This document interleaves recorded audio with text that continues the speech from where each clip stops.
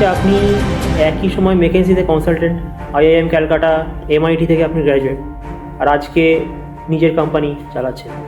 তো এই জার্নিটা মানে স্টার্ট হলো কী করে? যাচ্ছে। আমি যখন একটা ইনোভেট করার কথা বলছি, আমি অ্যাজ আ লিডার যদি সেই ইনোভেশনের ড্রাইভটাকে বুঝতেই না পারি, খুব বড় এক্সাম্পল হচ্ছে কোডাকের ব্যাপারটা। তারা কিন্তু জানতে পেরেছিল যে আজকে এই জায়গাটা কিন্তু শিফট হচ্ছে, বুঝতে হবে যে আমার কোরটাই যদি শিফট হয়ে যায় তখন তো আমার শিফট হতে হবে।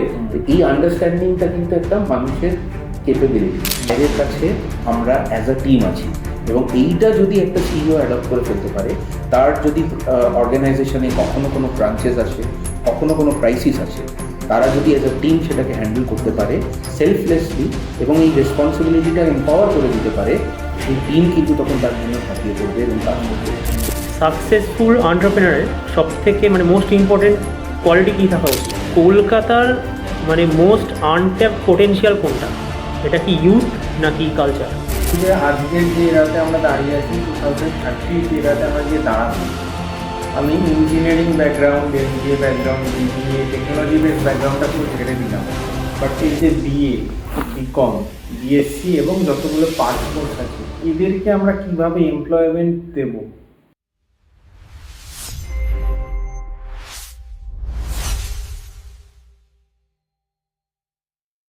আমরা শুরু করছি আমাদের ফার্স্ট রাউন্ড, যার নাম হচ্ছে চেনা জানা।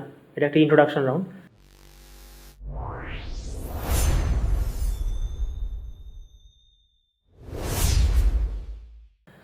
তো প্রথম প্রশ্নটা হচ্ছে, আপনি একই সময় মেকেন্সিতে কনসালটেন্ট, আইআইএম ক্যালকাটা, এমআইটি থেকে আপনি গ্র্যাজুয়েট, আর আজকে নিজের কোম্পানি চালাচ্ছেন।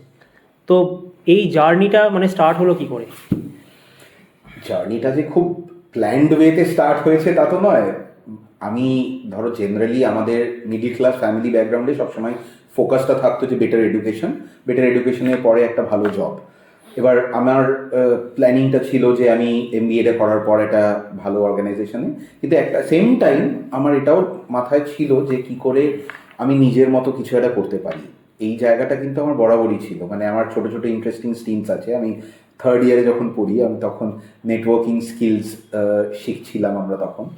আমার তখন মনে হয় যে আমি তো এটা শিখলাম, একটা প্র্যাকটিক্যাল কোথাও কি অ্যাপ্লাই করা যেতে পারে। তো আমার এক বন্ধুর বাবা তখন একটা উচ্চপদস্থ জায়গায় কাজ করতেন, তো ওনাকে গিয়ে রিকোয়েস্ট করি যে আপনার ওখানে আমরা কি অন্তত 5টা মেশিন সাপ্লাই করতে পারি, তাহলে আমাদেরও শেখা হবে আর দেখা যাক যে জিনিসটা ঠিক মতো দাঁড়ায় কিনা। তো উনি আমাকে ব্যবস্থা করে দিয়েছিলেন। আমরা প্রথমে 5টা দিই এবং পরে আরও 17টা দিই, টোটাল 22টা মেশিন আমরা সাপ্লাই করেছিলাম। তো সেই ইন্টারেস্টটা আমার বরাবরই ছিল।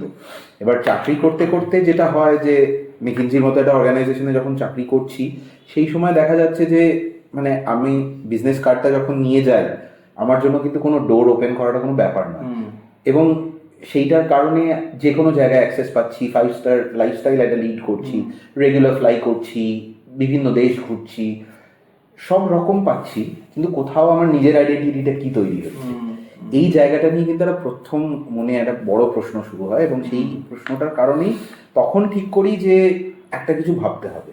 এবং ভাবতে ভাবতে একটা দিন এসে এরকম দাঁড়িয়েছিল যে যখন মানে আমি মেকিনজি বলে একটা অর্গানাইজেশনের একটা মিটিং স্কিপ করে আমি বাড়ি ফিরে এসে জানাই যে না, আমি আর চাকরি করছি না। So thankfully my family was quite supportive, specially my wife.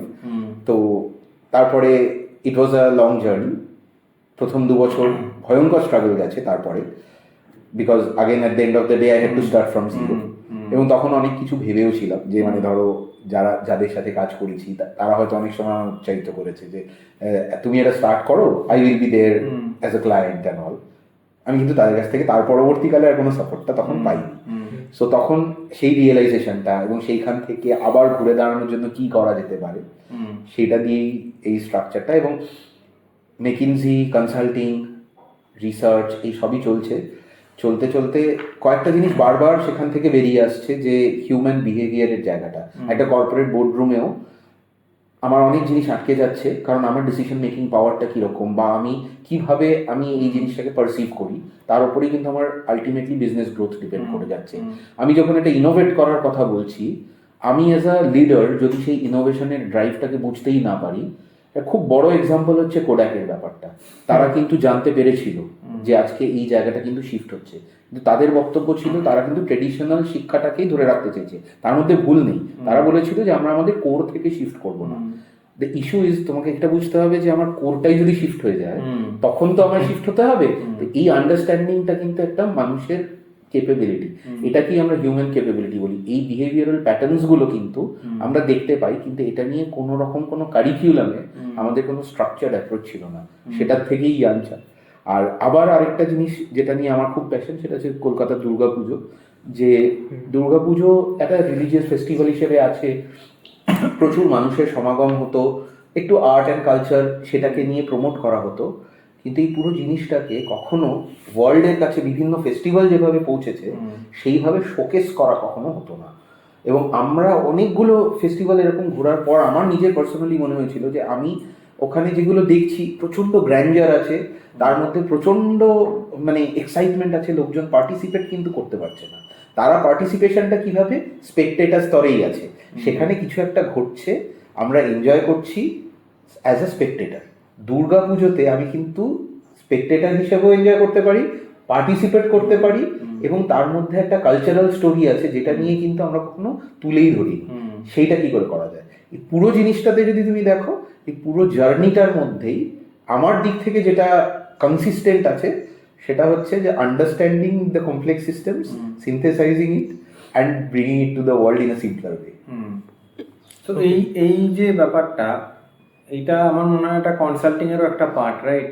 যেখানে মানে ম্যাকেনজির consulting one of the biggest consulting, toughest consulting আমি বলবো, কারণ কনসাল্টিং ইটসেলফ একটা টাফ জব। যে কারণ হচ্ছে এখানে তো কোনো প্রজেক্টের ওরকম লং ডিউরেশন থাকে না, there will be short span of project, এবং অসংখ্য ফ্লাই করতে হয়। এবার এইখানে যখন আপনি কনসাল্টিং করলেন, ওখানে তো নিশ্চয়ই কোনো একটা বিগেস্ট লার্নিংস আপনি এখনো ইউজ করেন যেটা আপনার কাজে লাগে, সেটা কি? ইন্টারেস্টিং ব্যাপার হচ্ছে যে শর্ট টার্ম লং টার্ম বোথই হয়। এবার ব্যাপারটা হচ্ছে যে সেখানে সবচেয়ে আগে যেটা শেখার, সেটা আমরা জেনারেলি ভুলে গেছি। যে আমরা সবসময় মনে করি যে বোধহয় কনসালটেন্টরাই হচ্ছে পৃথিবীর স্মার্টেস্ট পারসন। মেকিনজির প্রথম দিন যখন আমাদের ইন্ডাকশন হচ্ছে, আমাদের ফার্স্ট এই কথাটাই বলা হয়েছিল, you are not the smartest person on earth. তোমার কাজটা হচ্ছে একটা মানুষের যে পসিবল প্রবলেম সলভিং ক্যাপাবিলিটি, তাকে প্রোব করে তাকে সেই জায়গায়, সে হয়তো যে জায়গাটা দেখতে পাচ্ছে না সেটা বের করে আনা, এবং সেটা বের করে আনার মধ্যে দিয়ে সলিউশন অ্যাপ্রোচটাকে ক্রিয়েট করা, সেইটা কাজ। তাহলে সেটা করতে গেলে আমাকে কি করতে হবে? আমাকে সবার আগে যেটা শিখতে হবে, প্রথম কথা শোনা, যেটা আমরা প্রায় করি না। আমরা বেশিরভাগ কথা বলি কিন্তু শুনতে চাই না। শুনলে আমি বুঝতে পারবো যে সে কত দূর অবধি ভেবেছে, তাহলে তার আরও আনার্থ করার প্রয়োজন আছে, সেই স্মার্ট কোয়েশ্চেনগুলো আমি করতে পারছি কিনা। সবসময় অ্যাজ আ কনসালটেন্ট যে আমাকে প্রত্যেকটারই আনসার জেনে রাখতে হবে, এই ভুবনের ভার কিন্তু কেউ কাউকে দেয়। কিন্তু আমি যদি সঠিক প্রশ্নগুলো করতে পারি, তাহলে কিন্তু তার কোথায় কি পেন পয়েন্টস সেটা বেরিয়ে আসবে, এবং সেটা তখন কিন্তু সলিউশনটা বের করা যায়। আমাদের বারবার এটাই বলা হয়েছিল, এবং আমার মনে হয় এটা শুধু কনসালটেন্ট হিসেবে নয়, আমাদের লাইফের প্রতিটি পদক্ষেপে আমরা এটা অ্যাপ্লাই করতে পারি। যে আজকে আমি সব জেনে বসে আছি এরকম নয়, কিন্তু আমি হয়তো যে জানি না, এই জিনিসটা আমি জানি না, এটা খুব কমফর্টেবলি বলতে পারাটাও কিন্তু একটা আর্ট। এবং সেটা যেহেতু জানি না, তাহলে সেটা জানার জন্য আমাকে কি ধরনের প্রশ্ন আমাকে ইন্টেলিজেন্টলি করতে হতে পারে যাতে আমি জানতে পারি, এইটা শেখাটা খুব দরকার। এটাই আমার মনে হয়েছে যে আমার এন্টায়ার জার্নিতে বিগেস্ট লার্নিং ছিল এটাই। আচ্ছা, এই যে নামটা দিলেন ইয়াঞ্চা, এই নামটার মানে ইন্সপিরেশনটা এটা কি করে? এটা একটা ইন্টারেস্টিং জায়গা। এইটা মানে আমরা যখন এই চাইল্ড ডেভেলপমেন্ট নিয়ে কাজ করার কথা ভেবেছি, এটা তো ডিরেক্টলি চাইল্ড ডেভেলপমেন্টে হঠাৎ করে একদিন চলে এসেছি এরকম নয়। আমরা প্রচণ্ডভাবে লিডারশিপ ট্রেনিং, লিডারশিপদের পাইপলাইন ডেভেলপমেন্ট, যে যারা সিএক্সও পজিশনে পৌঁছাবে তাদেরকে কি করে ট্রেন করা যায় যাতে তারা ওই পজিশনে গিয়ে পৌঁছাতে পারে, আমরা এই ধরনের প্রচুর কাজ করছিলাম। এবং এই কাজটা করতে গিয়ে আমরা যেটা রিয়েলাইজ করি যে প্রচুর লিডার্স রয়েছেন, তারা একটা জায়গা অবধি পৌঁছেও গেছেন, কিন্তু তারা কিন্তু নিজেদের পোটেনশিয়ালটাকে রিয়েলাইজ করতে পারেননি, বা হয়তো পোটেনশিয়ালটা রিয়েলাইজ করতে চাইছেন না, রেসপন্সিবল পজিশনও নিতে চাইছেন না। তারা আন্ডার অ্যাচিভার হয়ে থাকতে চাইছেন এবং বলছেন যে আমি প্রিপেয়ার্ড নই। এবার এইটা কেন হচ্ছে সেইটাকেই প্রয়োগ করতে গিয়ে আমাদের ইয়াঞ্চাতে আসা, এবং সেটার জন্য আমাদের প্রচণ্ডভাবে প্রাইমারি রিসার্চ করতে হয়েছে যে মানে বাবা মারা কি ভাবছেন, আজকে যারা ওল্ড এজ হোমে রয়েছেন তারা কি স্বেচ্ছায় সেখানে পৌঁছালেন, না তারা আজকে মনে করেন যে তাদের কোথাও একটা গাফিলতি হয়ে গেছে, অজান্তেই হয়েছে, ওয়েল মিনিং পেরেন্ট হয়েও হয়তো হয়ে গেছে, যেটা হয়তো ফলশ্রুতি এটা হয়েছে, নাকি তারা স্বেচ্ছায় এলেন। যারা নিজেদেরকে মনে করেন অত্যন্ত সাকসেসফুল স্টুডেন্টস, তাদের বাবা মারা কি সেই সাকসেসফুলটাকে কোট আনকোট সাকসেস হিসেবে দেখছেন, নাকি তারাও মনে করছেন যে না কোথাও একটা হয়তো রিলেশনশিপে কোথাও একটা সেই জায়গাটা বিগেস্ট জিরো হয়ে গেল। এই পুরো বিষয়টাকে সিনথেসাইজ করে আমরা যখন দেখতে পেয়েছি তখন আমরা এইটাতে আসি যে ultimately at the end of the day একদম রুট থেকে আমরা কি করছি, আমরা যখনই কোথাও একটা কোনো ইস্যু হয় আমরা সেটাকে রিপেয়ার করতে যাই। রিপেয়ার করলে কি হয়, আমাদের কিন্তু স্কারটা থেকে যায়। তাহলে সেটাকে যদি আমাকে ঠিক করতে হয় তাহলে আমাকে গ্রাসরুট থেকে করতে হবে। গ্রাসরুট থেকে করার একটা জায়গা হলো কি, যে আমাকে একটা বাচ্চাকে এনভায়রনমেন্ট দিতে হবে।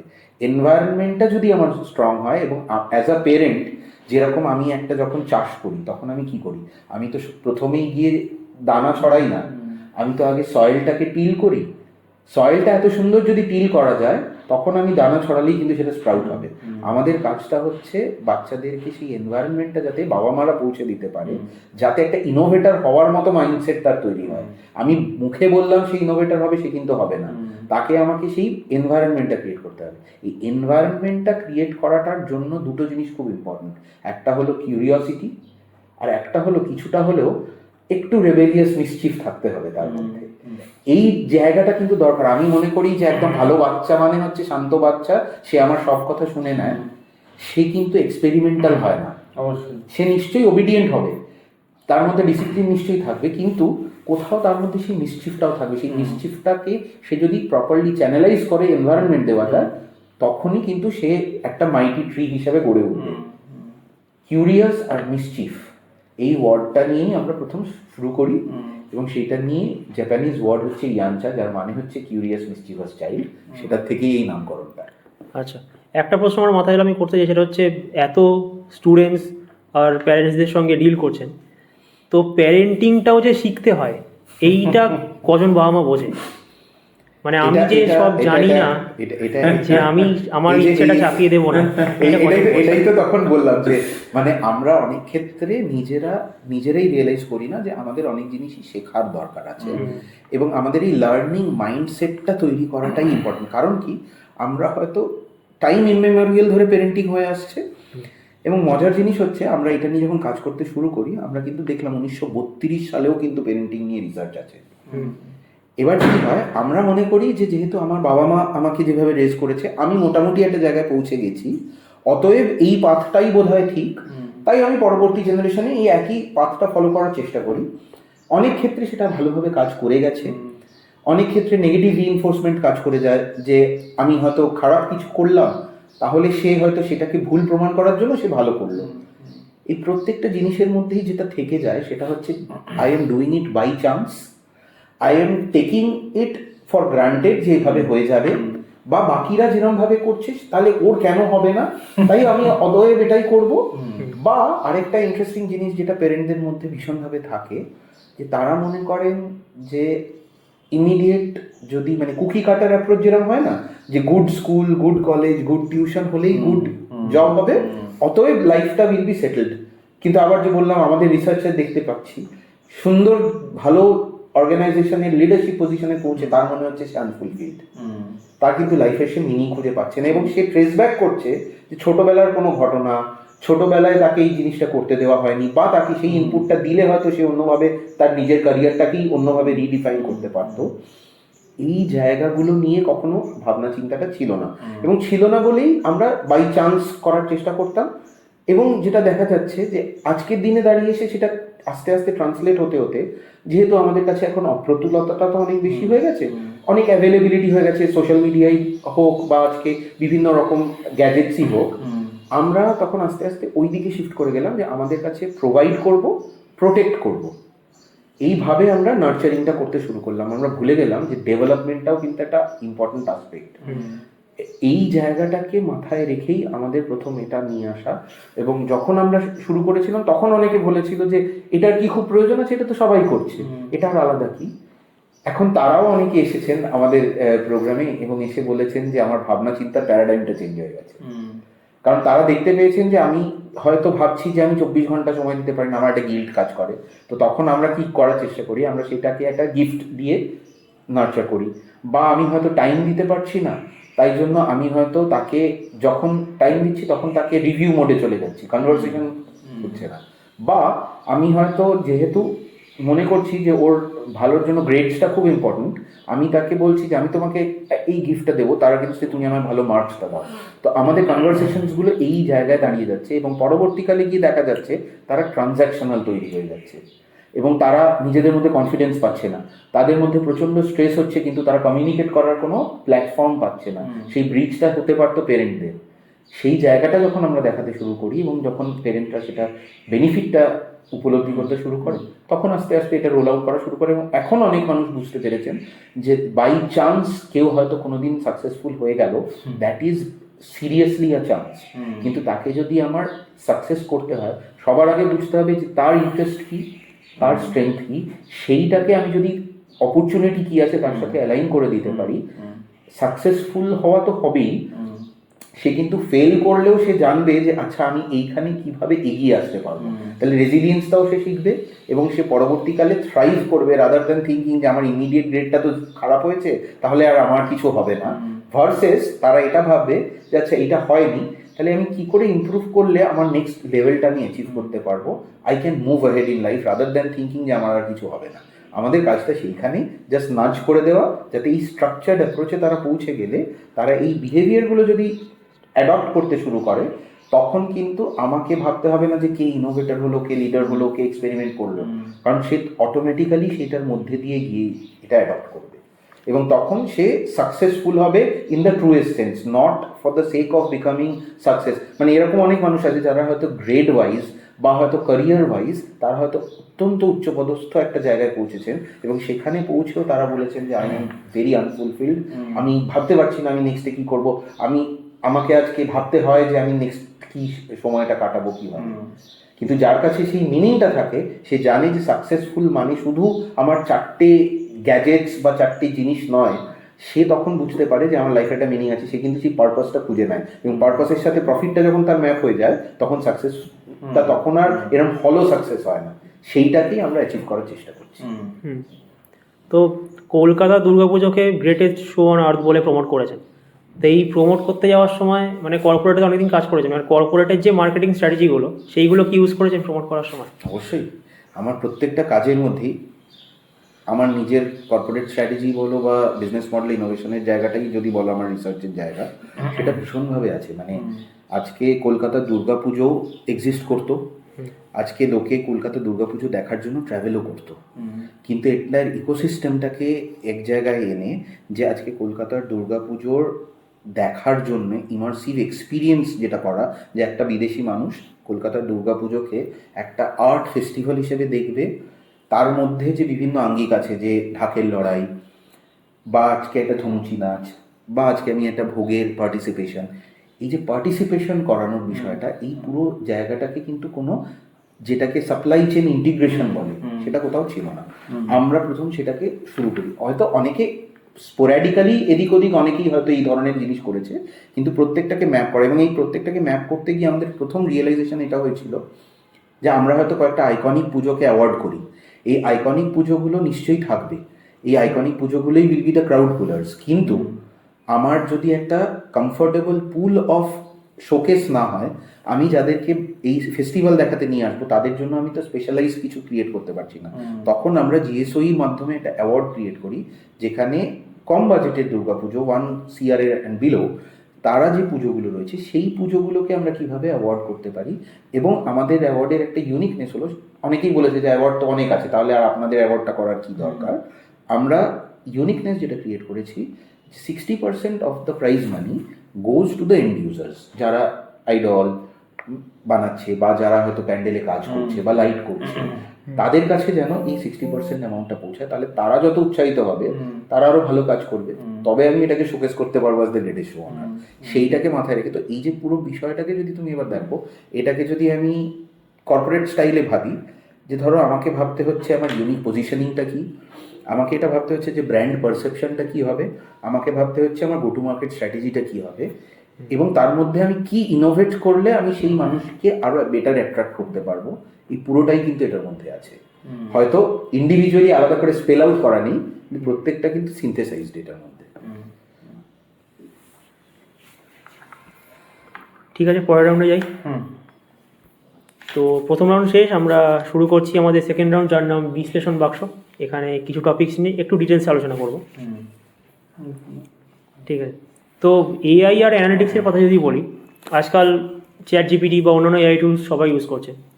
তো একজন কোম্পানির সিইও আর একজন মিডল ক্লাস বাঙালি বা যে কোনো লোকের কথা যদি বলি, এই দুজনের এআই টুলস ইউজ করার মধ্যে মানে ইউজ কেস সিনারিয়াগুলো কী কী ডিফারেন্ট হবে? ইউজ কেসগুলো কিন্তু একই, হয়তো কনটেক্সচুয়ালি ডিফারেন্ট। মানে আমি একটা কর্পোরেট বোর্ড রুমে দাঁড়িয়ে আমি হয়তো ভাবছি যে আমার নেক্সট ইউজেজ বা রিসোর্সেসের ইউজেজটা অপটিমাইজ কী করে করব, বা আমার নেক্সট গ্রোথ প্যাটার্নটা কোন দিকে আসবে সেটা প্রেডিক্ট করব। এই ধরনের ভাবনা চিন্তা আমি কর্পোরেটের দিক থেকে করছি। আবার যদি আমি একটা একদম সাধারণ বাবা মা হিসেবে যখন আমি একটা বাচ্চার কথা ভাবছি, আমি কিন্তু সেখানে ভাবছি যে তার পড়াশুনোটাকে আমি বেস্ট অপটিমাইজ কীভাবে করতে পারি, কী ধরনের ফিনান্সিয়াল সাপোর্ট আমাকে ওকে দিতে হবে, যাতে তার নেক্সট ভবিষ্যতে সে যে পাথটায় হাঁটবে সেখানে হাঁটার জন্য সে তৈরি হয়। আমি সেখানে তো সবসময় তার হাত ধরে থাকতে পারবো না, কিন্তু যখন আমি লেট গো করবো সে কি প্রিপেয়ার হতে পারছে, তার ভাবনার মধ্যে এটাও আসছে যে পরবর্তীকালে যদি তাকে হায়ার স্টাডিজে যেতে হয় বা সে যদি তার নিজের মতো কিছু করতে চায়, তার জন্য কী ধরনের অপরচুনিটিস ক্রিয়েট করতে গেলে তার কি ম্যাপিংটা আমায় করতে হবে। আমি যখন এআই টুল দিয়ে ভাবছি যে এই আমার বিজনেস গ্রোথের ক্ষেত্রে কী ধরনের ট্রেন্ড অ্যানালিসিস আমি করছি, আমি কিন্তু এখানে অ্যানালাইজ করছি কোন ধরনের ক্যারিয়ার অ্যানালিসিস আছে। অ্যানালিসিসের কনটেক্সট ইউজ কেস কিন্তু সেম, কনটেক্সচুয়াল জায়গাটা ডিফারেন্ট হয়ে যাচ্ছে, এবং সেটা অ্যাপ্লাই করার জন্যে হয়তো এই মুহূর্তে তাদের কাছে টুলস অনেক আছে, পিপল ওভারওয়েলড। আমাদের যেটা প্ল্যান, যে আমরা যদি এটাকে ডেমোক্রেটাইজ করে দিতে পারি, পার্সোনালাইজড যদি আরও এসে যায়, তাহলে কি হবে যে আজকে একটা একদম টায়ার 2 টায়ার 3 সিটিজ বা ভিলেজেও আজকে হয়তো ল্যাঙ্গুয়েজ ব্যারিয়ার ছিল, এই ল্যাঙ্গুয়েজ ব্যারিয়ারের কারণে সে হয়তো একটা ভালো এডুকেশন চাইলেও করতে পারছে না, বা হয়তো তার সেই ফাইন্যান্সিয়াল সামর্থ্যটা ছিল না যে সে সেটা অ্যাফোর্ড করবে। আজকের দিনে কিন্তু সেটা পৌঁছে দেওয়া সম্ভব এআই এর মাধ্যমে, যে সে কিন্তু সেটা জানতে পারে, কারণ স্মার্টফোন পেনিট্রেশনটা কিন্তু হয়েছে। এবার এই যে ইনফ্রাস্ট্রাকচার, অনেকেই বলছে যে আমরা কেন আগে বেশি এই ধরনের জিনিস করেছি, আজকে এই পেটিএম এবং এই ধরনের যে ব্র্যান্ডসগুলো এসেছে, তারা যখন এই ফাইন্যান্সিয়াল ইন্টিগ্রেশনসগুলো করেছে, তার মাধ্যমে কিন্তু স্মার্টফোনের পেনিট্রেশনটা হয়ে গেছে। এবার এই স্মার্টফোনের পেনিট্রেশনটা যেহেতু হয়ে গেছে, সেখানে কিন্তু আমি এই ধরনের এআই এর মাধ্যমে তাদের যদি ডেমোক্রেটাইজটা করে দিতে পারি, যে তুমি আজকে এই জিনিসটা পড়াশোনা করতে চাইছো, তোমার কোথাও আটকে যাচ্ছে, আমি শিখতে চাই, তাহলে আমার পার্সোনালাইজড পাথওয়ে হিসেবে কিন্তু আমার আজকে একটা যখন ট্রেডিশনাল ওয়েতে ক্লাসরুমে পড়ানো হয়, তখন কিন্তু আমার যদি ক্লাসে 50টা বাচ্চা থাকে, আমার টিচিং মেথড কিন্তু সেম ফর 50। কিন্তু আজকে এআই এর মাধ্যমে আমার লার্নিং অ্যাডাপ্টিবিলিটিটা কীরকম, আমি কি ফার্স্ট লার্নার, না আমার একটু স্লো, আমি কি অডিটারি লার্নার, নাকি আমার ভিজুয়াল বেটার লাগে, নাকি আমি হ্যান্ডস অন কিছু একটা করলে আমার জিনিসটা বুঝতে সুবিধা হয়, এই অনুযায়ী কিন্তু পার্সোনালাইজ পাথওয়ে ক্রিয়েট করে দেওয়া সম্ভব এআই এর মাধ্যমে। এই ডেমোক্রেটাইজেশনটা যদি হয়ে যায়, তাহলে আজকে হেলথ কেয়ারেও সেটা সম্ভব, সেটা এডুকেশনেও সম্ভব, এবং বিভিন্ন আরও অনেক রকম ফিল্ডে এটার অ্যাপ্লিকেশন আছে। তো কর্পোরেটেও ইউজ কেস আছে, ইন্ডিভিজুয়ালি ইউজ কেস আছে, কিভাবে আমি ইউজ করব এবং সেটার আউটপুট যদি আমার পেতে হয়, তাহলে কিন্তু এটা ভাবতে হবে যে আমার আউটপুট পেতে গেলে আমাকে ভাবনা চিন্তাটাও হিউম্যানলি যে ক্যাপেবিলিটিস, সেটা যদি আমি আরও অগমেন্ট করতে পারি, তাহলে আজকে একটা টিচারের ক্ষেত্রে যে হয়তো আগে দাঁড়িয়ে তার লেসন প্ল্যান বানানো থেকে শুরু করে তার অ্যাটেন্ডেন্স থেকে শুরু করে যে মানডেন কাজগুলো, সেই কাজটা যদি আজকে একটা এআই করে দিতে পারে, তাহলে সে কিন্তু মেন্টর হিসেবে আরও ক্রিয়েটিভলি কী করে ক্লাসকে এনগেজ করা যায় সেই দিকে এগিয়ে যেতে পারবে। যে ক্লাস ড্রপ আউটের কথা হয়, তখন কিন্তু ক্লাস এনগেজড হয়ে যাবে। এই জায়গাগুলো কিন্তু প্রত্যেকটার ক্ষেত্রেই আছে। এগুলো যদি সুন্দর করে আমরা স্টেপ বাই স্টেপ ইউজ করতে থাকি, তখন কিন্তু দেখা যাবে যে আমরা যেটা ভয় পাচ্ছি যে হয়তো এআই অনেক জব নিয়ে নেবে, এআই জব হয়তো নেবে কিছু মান্ডেন জব, কিন্তু আবার নতুন রকমের তো কিছু জব ক্রিয়েট করবে। সেখানে যদি আমরা অ্যাডপ্ট করে নিতে পারি, সেখানেও কিন্তু আছে। এবার ভালো মন্দ দুটো দিকই আছে, ডিপেন্ড করছে যে আমি কি এটা নিয়ে কমপ্লেন করব না আমি এটা নিয়ে অ্যাডপ্ট করব। আমরা এই কমপ্লেনটা করি বলে অনেক সময় হয়তো পিছিয়ে পড়ি। যদি আমরা অ্যাডপ্ট করে ফেলতে পারি তাহলে কিন্তু দেখবো যে আমার জন্য নতুন হরাইজনও হয়তো খুলে গেছে। আমরা ওইটা তৈরি করার দিকে এগোতে চাই। তো বিজনেস, প্যারেন্টিং আর কালচার, হ্যাঁ, আপনি তো তিনটে নিয়ে ডিল করছেন। তো এবার এখান থেকে মানে আপনার ইনসাইটটা কি আমি জানতে চাইছি।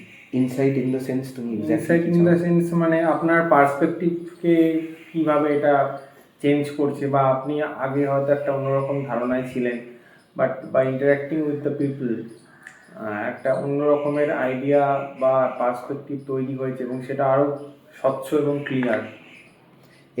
এটা মানে বিজনেস মানে এটাকে যদি এবার আমি ঠিক যে তিনটে জায়গায় বলবো যে বিজনেস, প্যারেন্টিং অ্যান্ড কালচার, এই যে জায়গাটা, এটাকে এবার যদি আমি তিনটে পি দিয়ে ডিফাইন করি, একটা হচ্ছে বাই প্রফেশন, হয়তো আমার যেটা রেগুলার কাজ কনসাল্টিং অ্যান্ড বিজনেস গ্রোথের দিকটা দেখা, সেই জায়গাটা আমি হয়তো করে যাচ্ছি, সেখান থেকে আমি একটা ইনসাইট পাচ্ছি।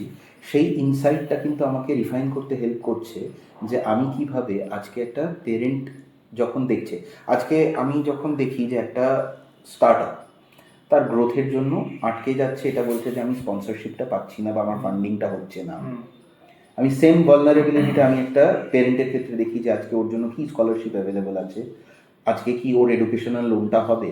বা আমি যখন একটা দুর্গাপুজোর কারোর কাছে যাই, সেখানে গিয়ে দেখতে পাচ্ছি যে সে বলছে যে আমার এবছর যদি এই স্পন্সরশিপটা না হয় তাহলে হয়তো এই পুজোটার কয়েকটা জিনিস আমাকে কাটল করতে হবে। এই ভালনারেবিলিটিটা তার মানে আমার প্রত্যেকটার মধ্যেই রয়েছে। এই প্রত্যেকটা জিনিস থেকে একটা জিনিস যেটা শেখার, সেটা হলো আমরা স্টার্ট আপের কথা যে বলছি, দুর্গাপুজো কালচার, আজকে দুর্গাপুজো কলকাতায় রেজিস্টার্ড হচ্ছে প্রায় 3000-এর কাছাকাছি। এই 3000টা যদি আমি একটা কালচারাল এন্টারপ্রাইজ হিসেবে ভাবি, without any sort of back support, তারা কিন্তু চেষ্টা করেছিলেন প্রথম দিকে এগিয়ে আসতে। তারপরে স্পন্সরশিপ এসছে, তারপরে এসছে হচ্ছে আরও বিভিন্ন রকমের লোকজনের যে হেল্পটা। সেইখানে দাঁড়িয়ে তারা কিন্তু প্রথমে স্টেপটা নিয়েছিল। এই স্টেপটা নেওয়াটা খুব ইম্পর্টেন্ট। সেটা বিজনেসের ক্ষেত্রেও একইভাবে ট্রু, সেটা পেরেন্টিংয়ের ক্ষেত্রেও একইভাবে ট্রু, যে যখন আমার বাচ্চা জন্য আমার লং টার্ম ভিশনটা কি, যে 16 বছর 18 বছর পরে আমি তাকে ঠিক কিভাবে দেখতে চাই, সেই যে ভিশনটা, এই ভিশনটা দেখাটা কিন্তু ভেরি ডিফিকাল্ট, কারণ আমি এই মুহূর্তে জানি না কি জায়গায় গিয়ে দাঁড়াবে। কিন্তু আমাকে ফার্স্ট স্টেপটা নিতে হবে যাতে আমি এই পুরো বিগ পিকচারটাকে ছোট ছোট স্টেপ দিয়ে এমনভাবে তৈরি করতে পারি যাতে পরবর্তীকালে, যেরকম আজকে দুর্গাপুজোতে লোকে আজকে অটোমেটিক্যালি দুর্গাপুজো হচ্ছে আমাকে পৌঁছাতে হবে, তাহলে সেই বাচ্চাটিও যখন 18 বছর বাদে গিয়ে দাঁড়াবে সে যেন বুঝতে পারে আমার নেক্সট স্টেপটা কী হবে, যাতে আমি সেই জায়গায় পৌঁছাতে পারে। বিজনেসের ক্ষেত্রেও আমি 10 বছর বাদে কোথায় গিয়ে দাঁড়াবো। আগে কি হতো, আগে আমাদের বিজনেস স্ট্র্যাটেজিটা তৈরি হতো এরকম ভেবে যে 5 বছরের একটা রোড ম্যাপ বানানো হতো। আজকের দিনে হয়তো কোয়ার্টারলিও সেটা চেঞ্জ হয়ে যায়। তাহলে আমাকে অ্যাডাপটিভ ইন্টেলিজেন্সের দিকে এগোতে হবে। আমি কিন্তু আর এটা ভাবতে পারবো না যে আমি 5 বছরের জন্য একটা স্ট্র্যাটেজি রোড ম্যাপ বানিয়ে ফেলেছি, অতএব আমার সেটাই চলবে, সেটা হচ্ছে না। তাহলে আমাকে অ্যাডাপটিভ হতে হবে। এই অ্যাডাপটিভ হতে গেলেই আমাকে কিন্তু আমার মাইন্ডসেটটাকে তৈরি করে ফেলতে হবে যে নতুন কী ধরনের জায়গা আসছে, কী জায়গায় আমি পৌঁছাতে পারবো। তাহলে আমার নেক্সট পিকটা কি সেটা আইডেন্টিফাই করতে হবে। সেই অবধি আমার কাজটা আমি যদি সুন্দর করে করি, ওই পিকটায় যখন আমি পৌঁছালাম তখন আমার নেক্সট পিকটার জন্য কি রাস্তা এই মুহূর্তে খুলছে, সেই অনুযায়ী আমার অ্যাডপ্ট করে করে যেতে হবে। এই যে বারবার কথা উঠেছে না যে ভোকা ওয়ার্ল্ড বলা হয় কথাটা, যে ভোলাটাইল, একটা চারিদিকে একটা আনসার্টেনটি, একটা কমপ্লেক্স বা অ্যাম্বিগুয়াস একটা সিচুয়েশন হয়ে যাচ্ছে। বিশেষ করে ধরো কোভিড, কেউ তো ভাবেইনি যে এরকম একটা ঘটনা ঘটবে। এবার সেই কোভিডের সময় প্রচুর মানুষ তারা পেরিশ করেছেন, আবার প্রচুর মানুষ আছেন যারা হয়তো সেই সময় তারা নিজেদের জীবনের মানেও খুঁজে পেয়েছেন, তারা ব্যবসারও নতুন আঙ্গিক খুঁজে পেয়েছেন। অনেকে ভেবেছিল যে অনলাইনে কিছু করাই যায় না, কিন্তু কোভিড দেখিয়ে দিল অনলাইনে কিন্তু ক্লাসরুমও করা যায় এবং রেগুলারলি করা যায়। অর্গানাইজেশনসগুলো ওয়ার্ক ফ্রম হোম অ্যাডপ্ট করে ফেললো। সো এই অ্যাডাপটিভ ইন্টেলিজেন্সটা যদি আমরা রাখতে পারি, আমাদের লাইফে কিন্তু এগিয়ে যাওয়াটা কোনো ব্যাপার হয় না।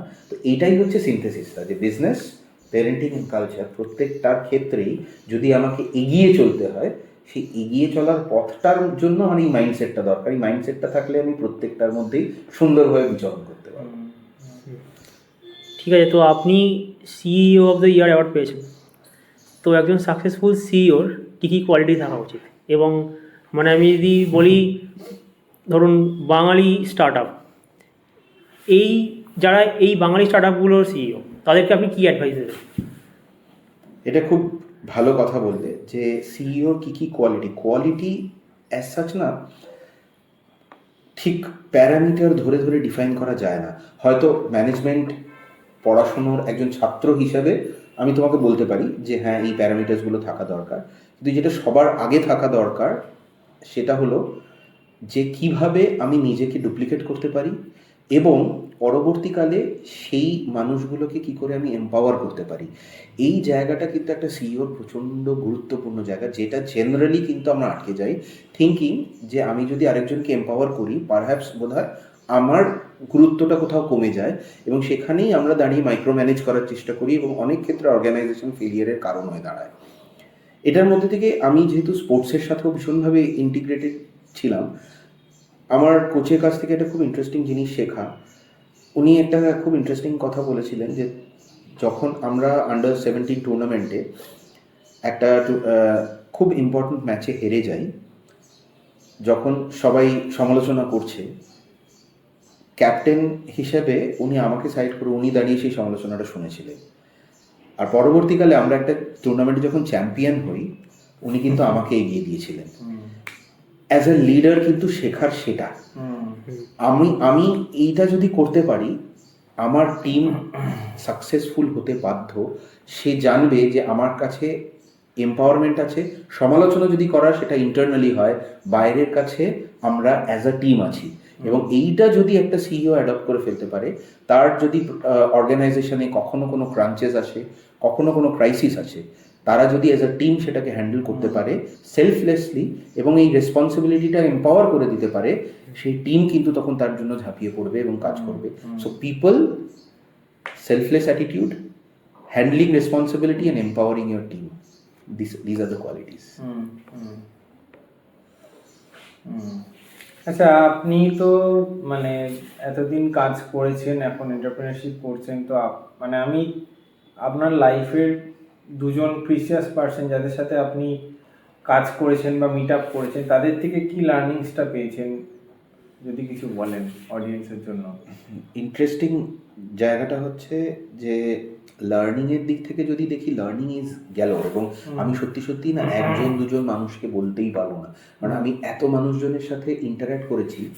তাও কিছু মানুষ তো আছে হ্যাঁ, একদম মানে এরকম অনেকেই আছে, মানে তার আমি যেরকম হয়তো অনেক প্রবাদ প্রতিম মানুষের কাছ থেকেও প্রচুর জিনিস শিখেছি, আমি এরকম অনেক মানুষ আছে যারা হয়তো একদম প্রান্তিক, তাদের কাছ থেকেও অনেক কিছু শিখেছি। তো মানে সিনথেসাইজ জায়গাটায় যদি আসি, লার্নিংয়ের দিক থেকে যে জায়গাটা, সেটা হচ্ছে যে আমার জীবনের অগ্রগতির সাথে সাথে আমি যতটা গ্রাউন্ডেড থাকতে পারবো, আমার অগ্রগতি তত বেশি হয়। জেনারেলি আমরা অগ্রগতি হতে হতে গ্রাউন্ডটাকে কমপ্লিটলি ভুলে যাই বলে হয়তো আমাদের রিয়ালিটির সাথে টাচটা চলে যায়। রিয়ালিটির সাথে টাচটা চলে গেলে তখন আস্তে আস্তে আমার যখন হঠাৎ করে পতনটা হয়, আমি সেটা সামলানোর জায়গায় থাকি না।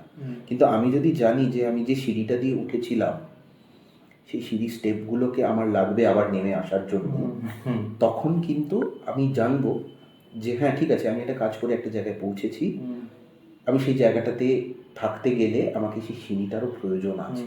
সিঁড়িটা সরিয়ে দিলে কিন্তু আমি দুপ করে পড়ে যাবো। এই শিক্ষাটা আমার মনে হচ্ছে সবচেয়ে বড়। সেটা আমি খুব স্পেসিফিক্যালি বলতে পারি। আমার মানে ইন্টারেস্টিংলি আমি একজন চাষির সাথে আমার কথা বলতে গিয়ে এটা সবার আগে মনে হয়েছিল যে উনি কিন্তু ভীষণভাবে সর্টেড, যে আজকে এই যে একটা গেম খেলার সময় যখন আমরা শুরু করি না, যে আগের দিন সেঞ্চুরি করলেও পরের দিন জিরো থেকে, উনি আমাকে বলেছিলেন যে আমি যদি আজকে না আসি, আমাকে কিন্তু চিন্তা করতে হবে যে আমি কালকে কিভাবে আমার পরিবারের জন্য খাবারটা জোগাড় করব। এটাও কিন্তু ইকুয়ালি ইম্পর্টেন্ট। আবার একইভাবে আমি যখন একদম প্রবাদ প্রতিম কিছু মানুষজনের সাথে মিট করেছি, সেখানেও দেখেছি যে তারা বারবার একই কথা বলছেন যে success is a fall out of what you are doing as a meaningful purposeful work. সাকসেসটা আমার ডেস্টিনেশন, কিন্তু আমার জার্নিটা ইম্পর্টেন্ট। এই জার্নিটা যদি আমার লার্নিংটা থেকে যায় এবং আমি যদি গ্রাউন্ডেড থাকি, তাহলে আমি যতই সাকসেস হোক আমার মাথা ঘুরে যাবে না। আর আমার যদি ফেলিয়ার আসে, আমি সেই ফেলিয়ারটাকে স্ট্রাইডে নিয়ে আবার নতুন করে নতুন উদ্যমে এগিয়ে যেতে পারবো। আমার লার্নিংটা এটাই। তো এই রাউন্ডে ফাইনাল একটা কোশ্চেন আমি করতে চাই, সেটা হচ্ছে পজিটিভ প্যারেন্টিং নিয়ে তো আপনি কাজ করছেন। তো আমি যদি বলি যে একটা এআই মডেলকে যে ডেটাগুলো দিয়ে বা ডেটা সেট দিয়ে ট্রেন করা হয়, বাচ্চাদেরকেও কি সেই ডেটা দিয়েই ট্রেন করা উচিত, নাকি তাদের ক্ষেত্রে মানে ট্রেনিংয়ের প্রসেসটা আলাদা হবে? একদমই আলাদা হবে। এআই কি করছে? এআই এর কাজটা হচ্ছে তার কাছে আমি একটা সেট অফ ডেটা নিয়ে পৌঁছাচ্ছি, সেই ডেটাটা থেকে অনেক ইনসাইট, যেটা হয়তো আমি খালি চোখে দেখতে পাচ্ছি না, ও আরও সেটাকে ডিপ ডাইভ করে সেটাকে বের করে আনছে এবং পরবর্তীকালে সেই ইন্টারাকশনের মাধ্যমে সে নিজেও সেটাকে সেলফ লার্ন করছে এবং আস্তে আস্তে ইন্টেলিজেন্ট হয়ে উঠছে।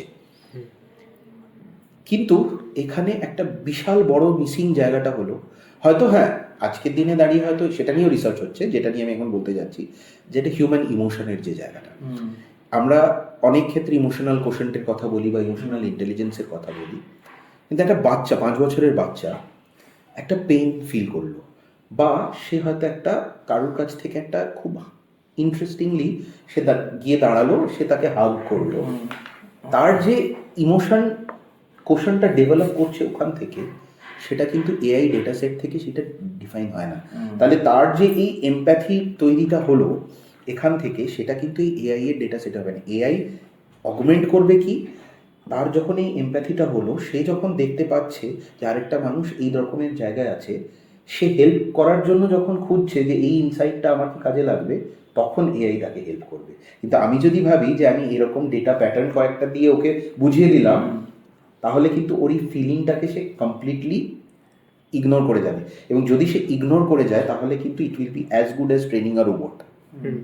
তাহলে আমাকে যদি পরবর্তীকালে এই জায়গায় আসতে হয় যে একটা রোবট যে আমার মতো করে ভাবছে বা আমাকে মিমিক করার চেষ্টা করছে, বা হয়তো আমার ইমোশনটাকেও ইমিটেট করার চেষ্টা করছে, আমার ইমোশনটা তো তাহলে আরও স্ট্রং হয়ে বেরিয়ে আসতে হবে। তাই বাচ্চাকে ট্রেন করার সময় আমি ওই ডেটা সেট থেকে ট্রেন করব না, তাকে ট্রেন করব হচ্ছে এই বিহেভিয়ারাল প্যাটার্নসগুলো দিয়ে, যাতে যদি আমাকে রোবটের সাথেও লড়াই করতে হয়, বা তাকে বন্ধু আনাতে হয়, বা আমার যদি আজকে পরবর্তীকালে কোনো একটা জায়গায় গিয়ে দাঁড়াতে হয় যেখানে আমি দেখছি যে হয়তো আমাকে চয়েস করতে হচ্ছে, আমার সেই চয়েসটা আমার যেন মিনিংফুল চয়েস হয়, সেইটা যদি আমি শিখিয়ে দিতে পারি, তাহলে এআই যখন আসবে সেটাকে আমি ডিসরাপশন হিসাবে নেব না, আমি সেটাকে কি করে আমার কাজে অগমেন্টেশনের হিসেবে ইউজ করা যায় ইউজ করতে পারবো। পরবর্তীকালে অন্য কোনো ডিসরাপশন আসলেও আমি থেমে যাব না, আমি সেটার ওপরে সেই ওয়েভটার ওপর কি করে রাইড করা যায় শিখবো। তাই তাকে কিন্তু হিউম্যান ক্যাপাবিলিটিসটা শেখাতে হবে।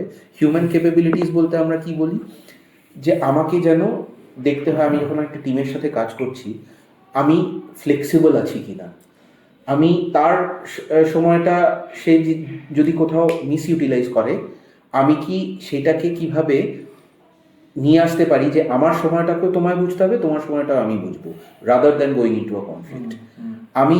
আমার আজকে একটা কোনো জায়গায় স্ট্রেস হয়েছে, আমি কি সেইটা আমার টিমের ওপর বের করলাম, নাকি আমি সেই জায়গাটাকে বুঝতে পারলাম। এই জিনিসগুলো দিয়ে যদি আমরা ক্যাপাবিলিটি ট্রেন করতে পারি, সেই ক্যাপাবিলিটি যার থাকবে, সে একটা রোবটের সাথেও সমানভাবে ইকুয়ালি তার থেকে অনেক বেটার ওয়েতে এই জায়গাটা নিয়ে ডিল করতে পারবে এবং রোবটকে তার নিজের যে কাজের জন্য প্রয়োজন তাকে ব্যবহার করতে পারবে। সে তখন তাকে আর আলাদা করে কম্পিটিটর ভাববে না, তার কোলাবোরেটর করে নিতে পারবে। কিন্তু যেই আমি এটা ভাববো না, আমি কিন্তু ভাববো আমি রোবটের সাথে কি লড়াই করতে যাচ্ছি, তখনই কিন্তু দ্বন্দ্বটা আসবে এবং তখনই এটা এসে দাঁড়াবে যে ও যেহেতু ইন্টেলিজেন্ট ডেটা নিয়ে তৈরি হয়েছে, এও যদি ওরকমভাবে তৈরি হয়, তখন কনফ্লিক্টটা এসে যাবে। কনফ্লিক্টটা আটকানোর জায়গা হচ্ছে এই ক্যাপাবিলিটিগুলো। রেজিলিয়েন্সটা যদি তৈরি করে দেওয়া যায়, সে জানবে যে কোথায় আমায় এগিয়ে যেতে হবে, কোথায় আমায় থেমে যেতে হবে, এইটা জরুরি। ওকে, তো এই রাউন্ডে এখানে শেষ করছি, চলে যাচ্ছি ফাইনাল রাউন্ডে, যার নাম তাড়াতাড়ি করো। এটা র্যাপিড ফায়ার রাউন্ড, 2টো করে অপশন থাকবে, একটা সিলেক্ট করতে হবে।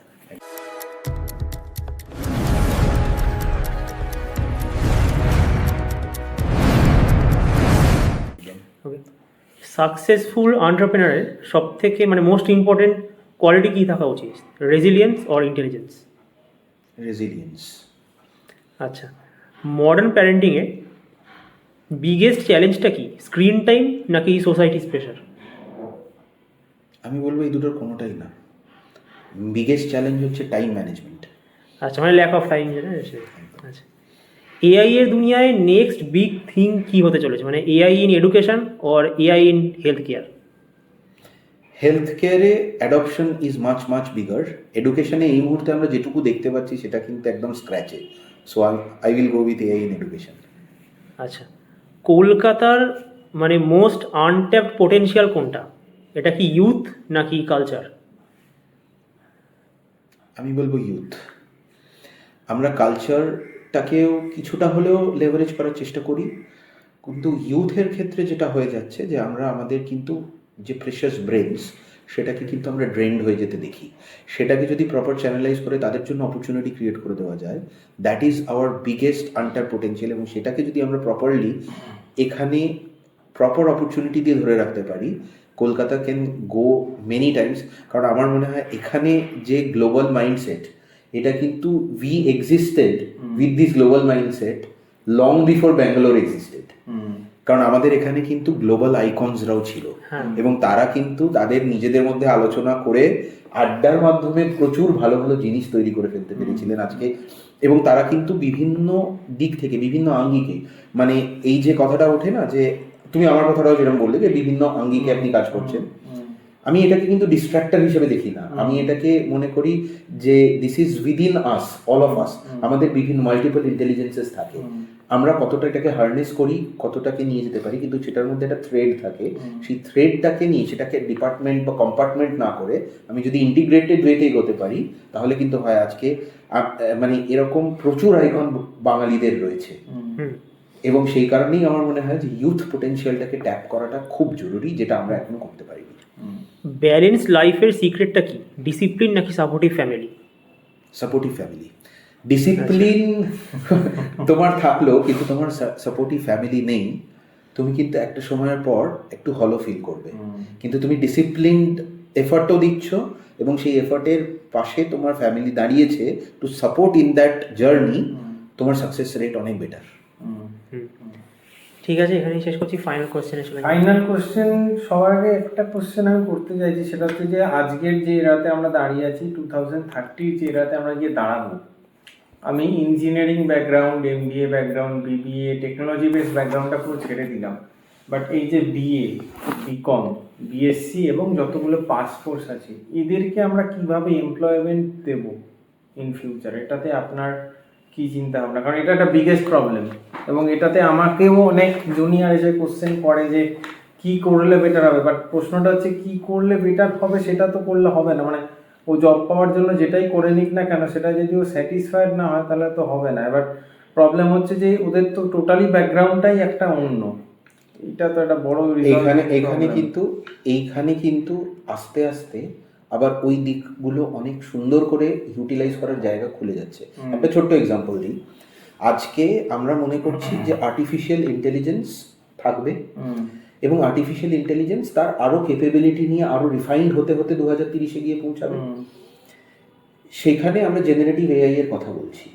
জেনারেটিভ এআই আমাদের অগমেন্ট করবে ক্যাপাবিলিটিটা, তাই তো? এই জেনারেটিভ এআই এর ক্যাপাবিলিটি অগমেন্টের প্রথম জায়গাটা হচ্ছে প্রম্পট ইঞ্জিনিয়ারিং। আমরা লোককে শিখিয়ে দিচ্ছি কি করে প্রম্পট লিখতে হয়। যে আজকে একটা ইংলিশ ল্যাঙ্গুয়েজের উপর দখল আছে বা তার লোকাল ল্যাঙ্গুয়েজের উপর তার দখল আছে, তার একটা জেনারেলাইজ ডিগ্রি থাকলে সে কিন্তু এই জিনিসটা আরো বেটার ওয়েতে লিখতে পারবে। তাকে কি আমি সেই ট্রেনিংগুলো দিচ্ছি যে কি করে সে তার ল্যাঙ্গুয়েজ স্কিলটাকে, তার এই ইন্টেলেক্টটাকে ইউটিলাইজ করে আর্টিফিশিয়াল ইন্টেলিজেন্সকে নিয়ে আরো বেটার অপরচুনিটি ক্রিয়েট করতে পারে? আমি এটাকে কেন এভাবে ভাবছি, তার কারণ হচ্ছে যে আমি কিন্তু এটাকে ফ্র্যাগমেন্টেড ওয়েতে দিচ্ছি। যে ও যেহেতু আমাদের এডুকেশন সিস্টেমে এই ফ্র্যাগমেন্টেশনটা আছে, যে কেউ আর্টস নিয়ে পড়ে, কেউ সায়েন্স নিয়ে পড়ে, কেউ ইঞ্জিনিয়ারিং পড়ে যেগুলো স্কিল বেসড ট্রেনিং, কেউ ভোকেশনাল ট্রেনিং করে, বা কেউ হয়তো সোশ্যাল সায়েন্স নিয়ে পড়ে। আমাদের এই ফ্র্যাগমেন্টেশনসগুলো আছে, কিন্তু এই প্রত্যেকটাকেই কোথাও না কোথাও ব্যবহার্য কিভাবে করা যায় এই ইন্টিগ্রেশনসগুলো করা হয় না। আমার মনে হয় আমাদের next level of education reform যদি ভাবতে হয়, আমাদের এইভাবে ভাবতে হবে যে rather than thinking curriculum based teaching, তাদের কারিকুলাম বেসডের একটা জায়গা নিশ্চয়ই গুরুত্বপূর্ণ, একাডেমিক গ্রেডসও ইম্পর্টেন্ট, কিন্তু তার সাথে যদি আমি তাকে শেখাতে পারি যে তার এই ল্যাঙ্গুয়েজ স্কিলসটা সে বেস্ট কোন জায়গায় ইউটিলাইজ করতে পারবে এবং সেই জায়গার জন্য তার কি ধরনের প্রয়োজনীয়তা আছে, সেই জায়গাগুলোর অনুযায়ী তার কি ডেভেলপমেন্টটা করা সম্ভব। আজকে যে সোশ্যাল সায়েন্স নিয়ে পড়ছে, সেই সোশ্যাল সায়েন্সের সাথে কি করে টেকনোলজির ইন্টিগ্রেশনটা হচ্ছে, এবং যখন ইন্টিগ্রেশনটা হচ্ছে তখন তার দিক থেকে এই যে ইনসাইটসগুলো সে কি সেই টেকনোলজির যে লোকটা আছে তার মধ্যে প্রোভাইড করতে পারে, তাহলে কিন্তু তারা কোলাবোরেটর হয়ে যেতে পারে অ্যাজ আ টিম, এবং সেখান থেকে কিন্তু একটা স্টার্ট আপও সম্ভাবনা তৈরি হয়ে যেতে পারে, কারণ যে টেকনোলজিটা বানাচ্ছে তার কাছে কিন্তু এই বিজনেস ইনসাইটটা নেই। আবার যে ধরো ভোকেশনাল ট্রেনিং করেছে, সে হয়তো একটা সিভিং মেশিন চালায়, সে সিভিং মেশিনটা দিয়েই কাজ করার চেষ্টা করছে, কিন্তু আজকে দেখা যাচ্ছে হয়তো অটোমেটেড মেশিন এসে গেছে, তার কাজটা কমে গেছে, কিন্তু সেই অটোমেটেড মেশিনটাতে ইনপুট দেওয়ার জন্য কিন্তু তার দরকার, কারণ সে কিন্তু এত বছর ধরে সেটা শিখে এসেছে। এই জায়গাগুলোতে হ্যান্ড হোল্ডিংটা খুব গুরুত্বপূর্ণ, রাদার দ্যান থিঙ্কিং যে না সত্যি তো ওর তো আর কোনো জায়গা নেই, ভার্সেস থিঙ্কিং আমি এটাকে কিভাবে ইউটিলাইজ করলে এই জায়গাটার যে গ্যাপটা হয়ে যাচ্ছে এই গ্যাপটাকে ম্যাপ করতে পারি। আমাদের কিন্তু এমপ্লয়মেন্টের যে সংখ্যা সেটা কিন্তু কমছে না, আমাদের অপরচুনিটি আছে, কিন্তু আমরা হয়তো স্কিলড লোক খুঁজে পাই না, পাওয়া যাচ্ছে না, যারা এই জিনিসগুলো নিয়ে কাজ করছে। এবার কি হচ্ছে যে ইন্ডাস্ট্রিতে হয়তো রিকোয়ারমেন্ট একরকম, সে হয়তো পড়ে এসছে আরেক রকম, সেইটার কারণে আমরা ভাবছি। এবার যে লোকটা হয়তো বিয়ে করে এসছে, আমি ধরেই নিচ্ছি কিন্তু তার মধ্যে এই অ্যাকিউমেন্টটা নেই। আজকে কিন্তু আর্টিফিশিয়াল ইন্টেলিজেন্সের মাধ্যমে এই গ্যাপটা বন্ধ করে দেওয়া সম্ভব, এবং এই ব্রিজটা যদি করে দেওয়া যায় তখন কিন্তু এই প্রচণ্ডভাবে এটার জন্য এমপ্লয়েবল হয়ে যাবে। এই যদি এমপ্লয়েবল না হয় সে কিন্তু নিজের মতো কিছু একটা করে নেওয়ার জায়গা খুঁজে পাবে। এই ব্রিজটা হওয়াটা এডুকেশনে এই মুহূর্তে খুব প্রয়োজন, এবং সেখানেই কিন্তু টিচারদের মেন্টর হয়ে ওঠার জায়গাটা আছে, যে rather than only giving lectures it can help them to augment their capability as well. And upcoming জেনারেশনের যারা প্যারেন্ট হবে, কারণ একটা আমরা নিউ এরাতে ঢুকে যাবো 2030 to 2050, ওই 20 বছর হয়তো আমরা এমন কিছু দেখবো যেটা আমরা আগে কখনো ভাবিনি বা দেখিনি। সেক্ষেত্রে আপনার কি সাজেশন থাকবে যারা নিউ প্যারেন্ট হচ্ছে বা নিউ প্যারেন্ট হয়েছে, তারা কিভাবে একটাই জিনিস বুঝতে হবে যে আমরা এত বছর ধরে what we have done is a proven approach of creating job seekers and a proven approach যেখানে সবাই একটা ভালো পড়াশোনার মাধ্যমে গিয়ে একটা কোথাও পৌঁছেছে।